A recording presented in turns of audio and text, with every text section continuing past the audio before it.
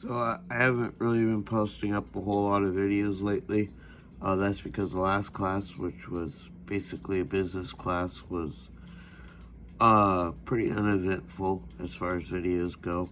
In the past few weeks in this last class, the FTE 217, where we build which is the capstone class, um, where we build our rifles out and do all the gunsmith stuff.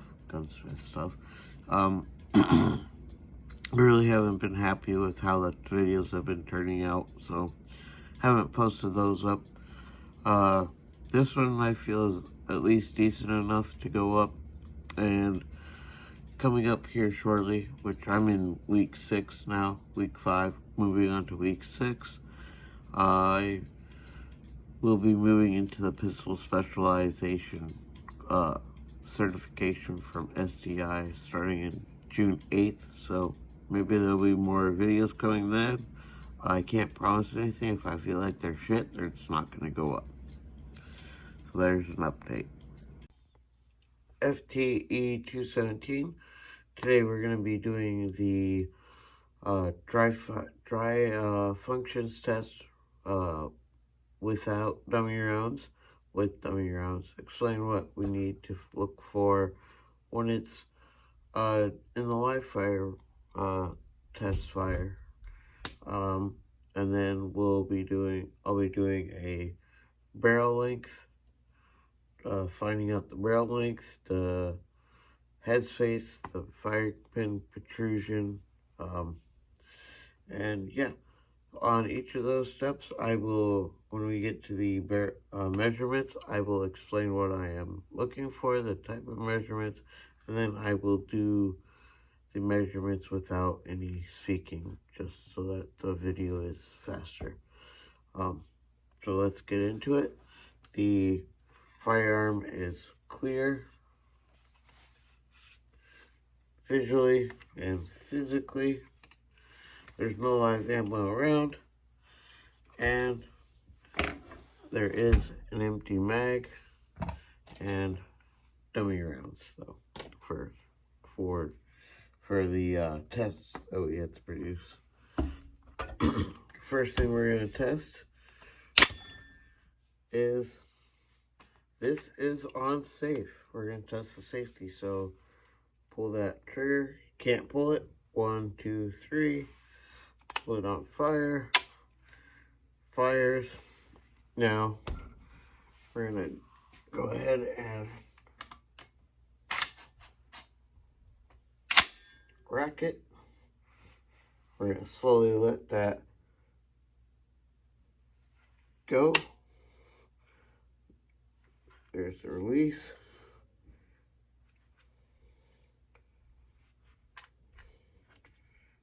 And hammer fall again.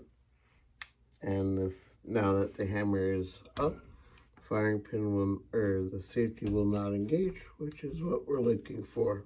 Then we will go ahead and rack that slide, throw this firearm back on safe, and now we will do a safety check on it again, a drop test.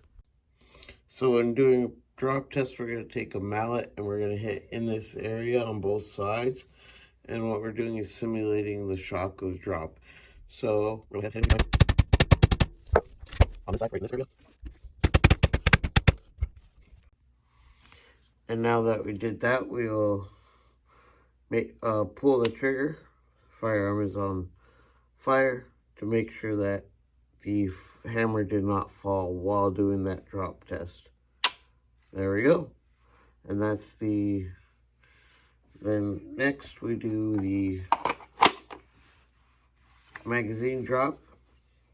Make sure it drops freely, which it does. Test that forward assist. And there we go. That's it for the dry functions test. Now we will go to the dummy round test. Okay, now we're going to do the dummy round test, checking the cycle of operations, and we're going to start with feeding.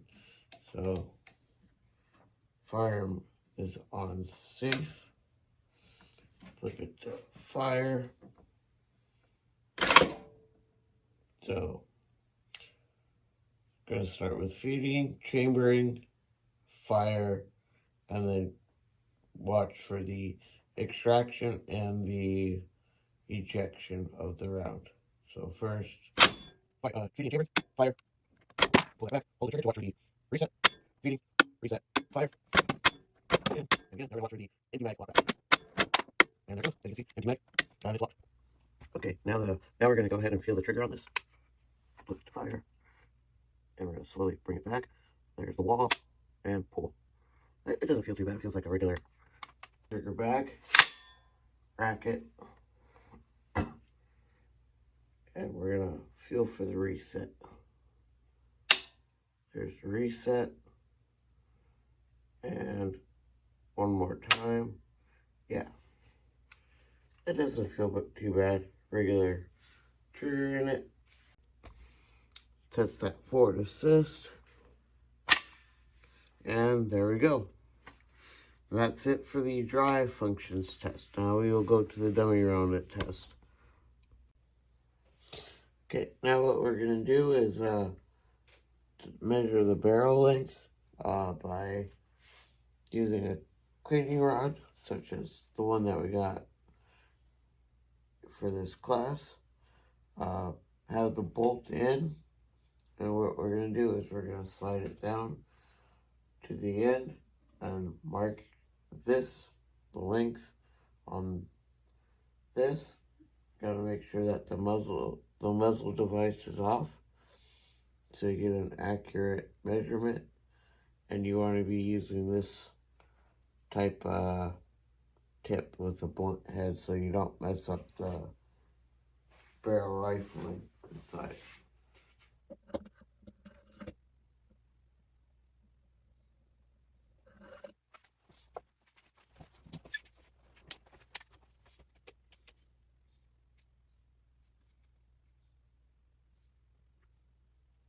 A length of 18 1/8, so an 18-inch barrel. Now I'm going to find out what the twist rate of the barrel is by adding a jig with a patch on it and using a rotating cleaning rod. I'm going to mark right here.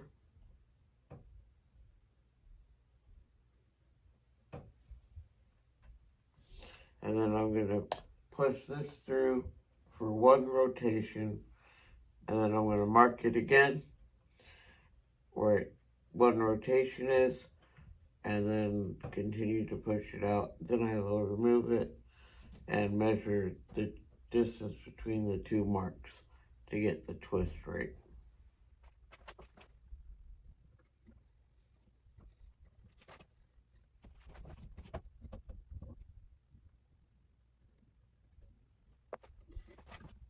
So I'm going to say this is measuring at 10 inches, so one twist per every 10 inches.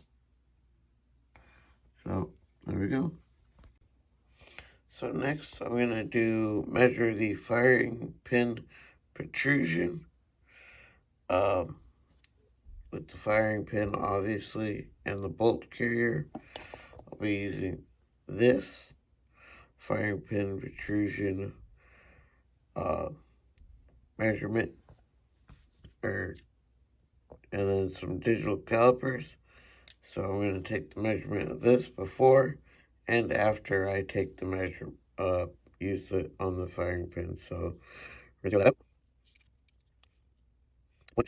630 thousandths of an inch. So pop that in real quick and write that down.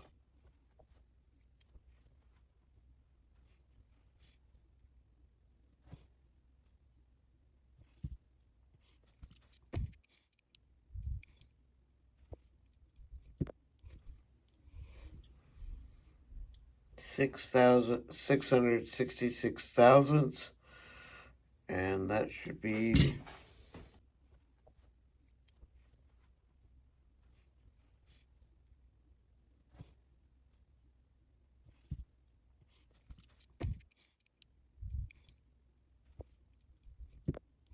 36,666 thousandths, and that should be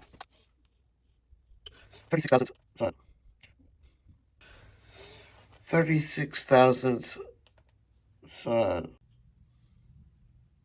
Okay, now we're gonna do the head space measurement.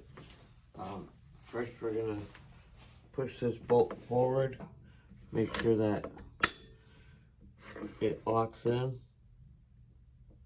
Then we'll put the go gauge in, and it should go all the way in like that. And on the no go gauge, when we go, it should have some backlash back here. This should be coming out a little bit and kind of look like that, if that is.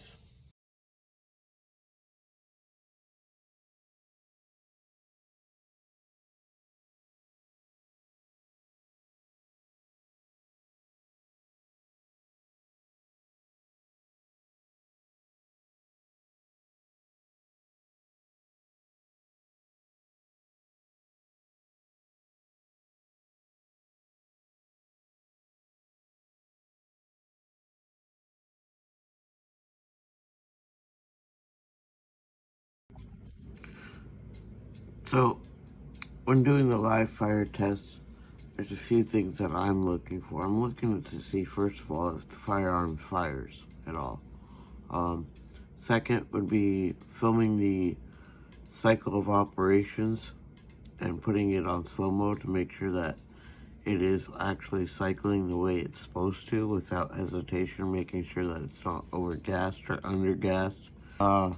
Also looking at the ejection pattern, kind of see would help with that helps with that as well. So those are the main things that I do and I look for when I do the live fire test. So yeah.